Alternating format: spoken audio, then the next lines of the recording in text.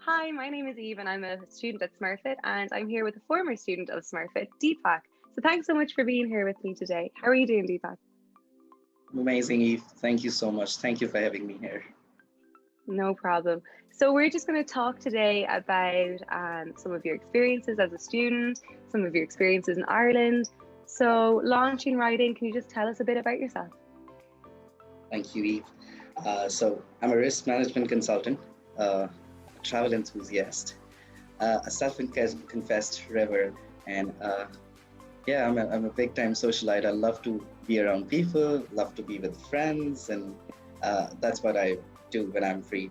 Uh, Educationally, I completed my engineering a few years back. I worked for a few firms, majorly in risk management sector, before deciding to return back to UCD to pursue my master's in management consulting. Post that, I joined EY as a consultant in the executive risk management team, and it has been going great so far. And Deepak, just on the subject of Smurfit and college, what actually prompted you to come to Ireland and to study here? When I decided to pursue higher education, Europe was always the place of choice. And of the English speaking nations, Ireland offered rich educational institutions and a good cosmopolitan culture, not to forget the Irish pubs and a friendly atmosphere. So uh, it was it wasn't hard to choose Ireland over other countries. Yeah, So, how do you feel you were received here? How, when you came here very initially, and also as time went on? yeah, very Yeah. warmly.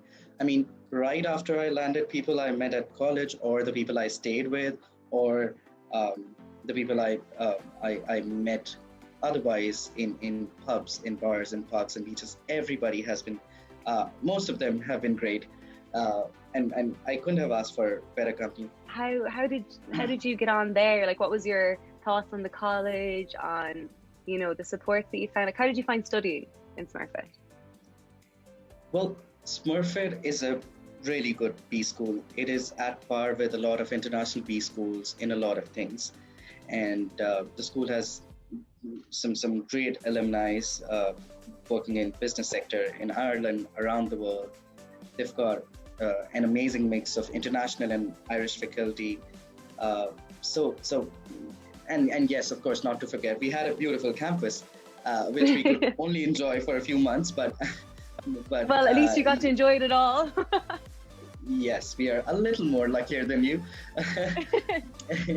But like any other B school around the world, the studies at Smurfit were fun. They were hectic.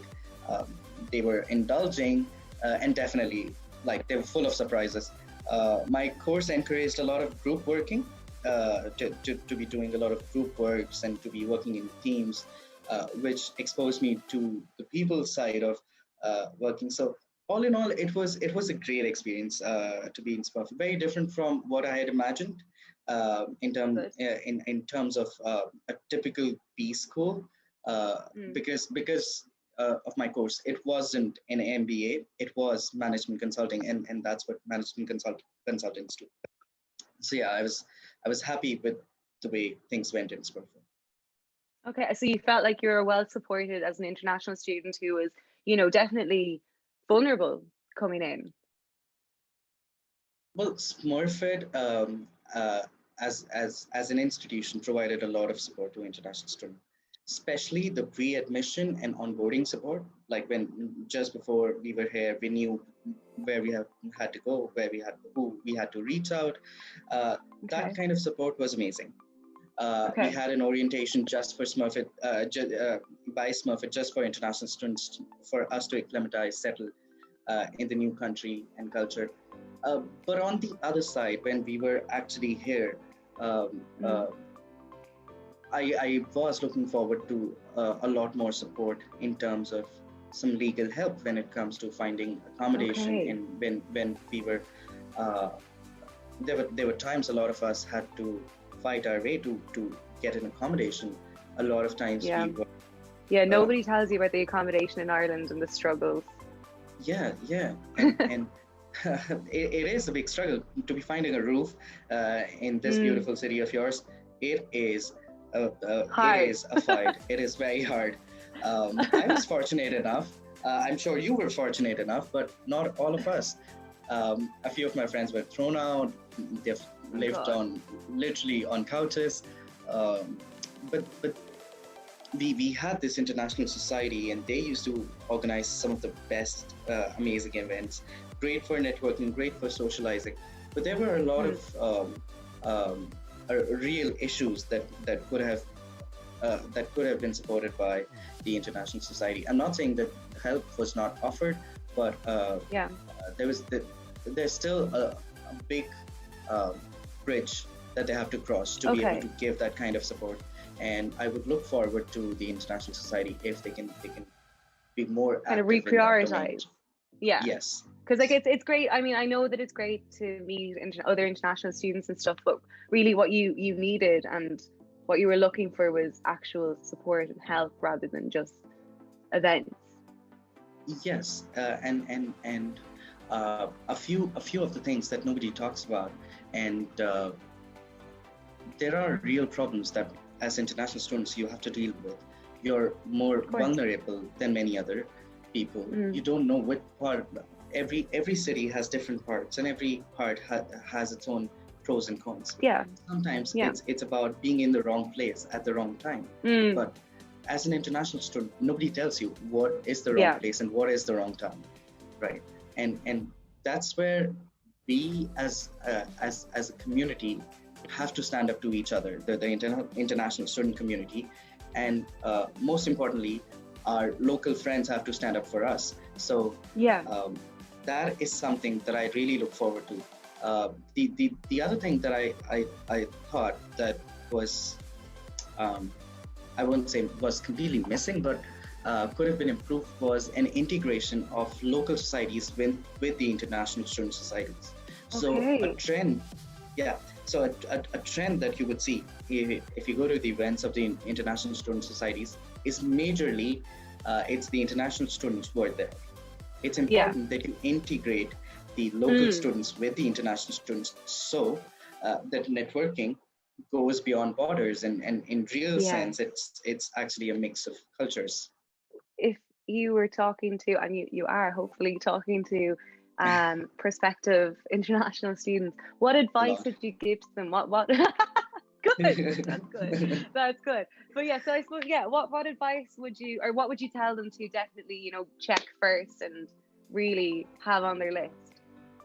Well, I've got a few lines saved on LinkedIn. So every time an international student who's about to come from around the world to Ireland and asks me, what advice would you give me? So I've got those 2-3 lines, and I'm going to say them exactly what I tell them. So it's basically like, be aware of your surroundings, respect the country, respect the culture where you are, try adapting yourself while not losing who you are, what your identity as a Chinese, as an Indian, as a Nigerian, or whatever country you're coming from. Irish people are very friendly, so you use that for your advantage to know them better. Do not let a few bad experiences, don't use those bad experiences to judge a whole country. Okay, and last, do not never grab a couch at home. It's a beautiful country. Go out, go to the parks, go to the beaches, explore outdoors, meet new people, but just do not restrict or refrain yourself from going out. Definitely within the legal restriction, within the limitations. I'm not telling you to go your 5 beyond kilometers. 20 kilometers. It's 20. Just when you were speaking there, you mentioned not letting any of your experience sort of tar the whole experience. So I was just wondering, I guess, what has been your best experience in Ireland? What is your kind of favorite memory or whatever? Well, the best experience would definitely be the Irish Christmas time. It's so happy, it's so positive, it's so vibrant, and one particular night, I would say, which definitely registered for the rest of life, is going to be the 12 pubs. Not that I remember a lot from that night, but I think You're it was not great. supposed to remember. You're not supposed to remember. It was I enjoyed myself, and I went to Cork and for surfing, and I had a blast. Oh my god, it was amazing. Yeah.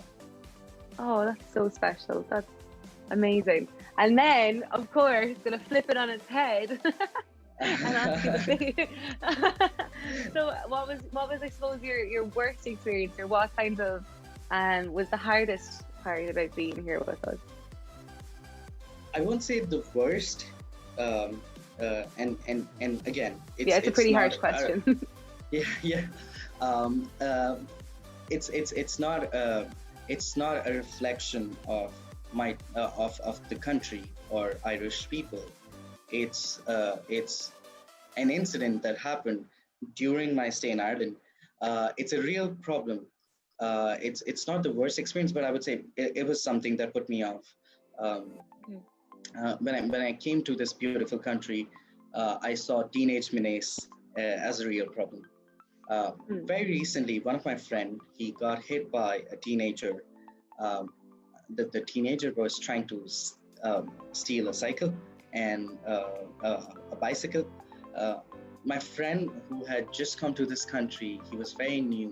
Was just trying to uh, see what the things are. It was his second day when he went out, and probably the first day when he went out alone. And he was walking by the canal next to Ballsbridge in broad daylight, and the teenage boys, they attacked him. Was there a big action taken? Mm, no. Is that something a consistent problem? Yes, it is. There have been similar instances. Now, why I'm raising this issue right now is that there have been similar instances with a lot of international students, in particular. Not that I intend to say that these are racist acts, but um, uh, when you're an international student, you are more vulnerable because it shows on your face that you're more confused about your actions. You're not confident. You don't know what to do in a situation like that. You go blank. These are some real expressions of international students. And there have been similar instances in the past.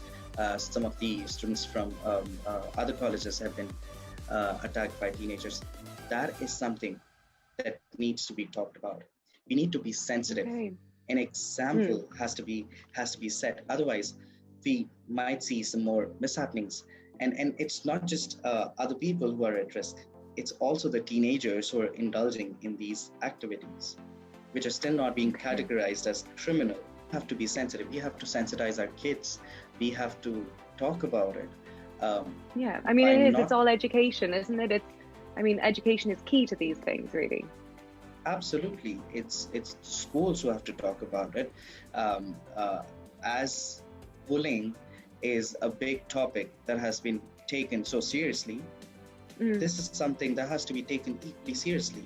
So, do you have these conversations with your friends? Like, is it just with your friends, or have you seen kind of places like spaces for your kind of experiences in the media? Have you seen anything that you can resonate with, or that you felt was relevant to your experiences, or do you think that that's something maybe that still needs to be done?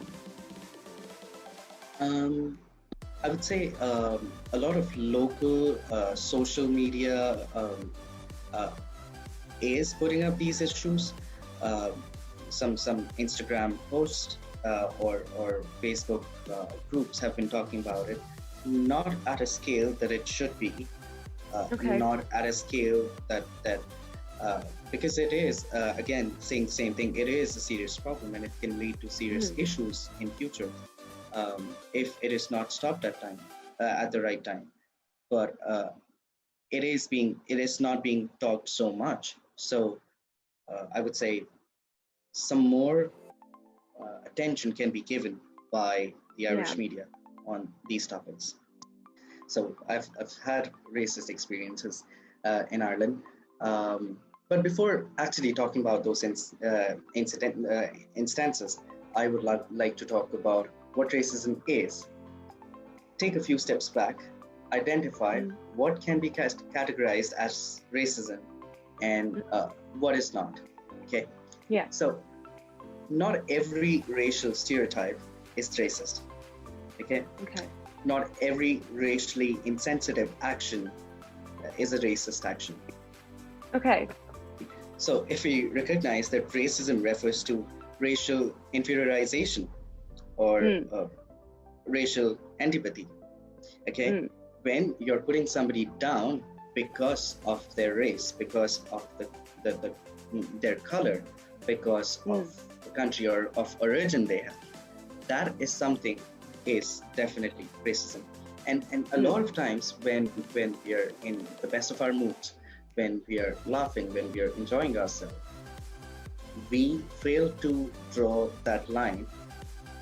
We use sarcasm as our weapon, and we cross that line. There was one particular incident that still remains in my head, and one of the times I was in this group of college people. We were doing a group project, and we had a Chinese guy. And Chinese, in their culture, they have an English name, just like they have their original Chinese name. So they usually have two names. One which is easy to say for people who do not understand Chinese, and this was a topic of discussion among the group, and we all were enjoying this conversation when one of the person who was European said to me that these guys have difficult names. Why don't you have English names? And that was something that really put me off, because why should I change my name so that it becomes easier for somebody else to say? That is something that I thought was very insensitive. And this came as a very generalized thing. And then the person went ahead and said, you all have very difficult names. Now, that is where you have to be stopped. That is where we have the line is drawn. The line is drawn. We have to tell them, see, this is where you're not being right. This is not a stereotype. You're saying that everybody should follow what some other culture is following. Yeah. It's not right, because this is my name. This is how this is what I have lived all my life with. I cannot just change my name so that it becomes easier for you to say. Yeah. You can ask me 3 times, 100 times how to say my name. I'm still going to be polite and tell you how to say my name right. And I won't even mind if you're not calling me in the best manner my name. I'm still okay with multiple versions of my name. But to change my name is something not acceptable. That is something which is a real issue. That is something which everybody has to sensitive with. You cannot make a statement which is general for everybody coming from a certain country or a region, and then ask them to change themselves. You have to change the mindset of the people that this is where you have to stop. This is where your stereotypes end and racism begins. That is something that we have to, and each one of us, especially people who have lived with international students, worked with international students, worked in corporations with people from all sorts of background, it's our responsibility that we sensitize those people who have not been exposed enough to the cosmopolitan way of living, that this is the new way of living. Accept the people with what they have and what they are. If they're not harming you, please do not harm them. Just accept them, and I think this is the only way we would be able to move to an equal world. Okay, that's beautiful. That's really beautiful. I think you're so right. I think once you're not being hurt by someone's actions, and once they're not hurting anyone, then what's it got to do with you? Leave them alone. Let them be. So I guess really, well, I mean, my last question was going to be, do you have any kind of message or do you want to say anything, or but I mean you did, that was incredibly beautiful. Like I really really liked it, but is there anything else that you want to say, or is there anything that you feel people should know or people should hear right now? Just that it's been a hard year for all of us since the Mm, pandemic started. We've of course. all had our struggles. We had many of us felt depressed at some stage. Uh, some stage during this pandemic time, we felt lonely. We felt Mm, rejected. Many yeah, of us lost our jobs. It was a difficult year. But of let's course. make sure that we keep looking out for each other. Yeah. it it's what makes us human, and it is what will see us through in the coming few weeks or months or a year, whatever the journey is ahead. So reach out for Hopefully just a help. couple of weeks. Yeah, hopefully, but nobody knows, and I hope that it ends as soon as possible. But reach out for help. Reach out, talk to your friends, talk to your family, uh, and yeah, stay happy, stay healthy. That's only that I wish for everybody. Okay, well, that's amazing. And Deepak, I can't thank you enough for taking the time to pop in and speak to me about all of this. And we really appreciate it. So hopefully we'll see you again soon. Thank you so much, Eve. It was lovely talking to Thank you. you.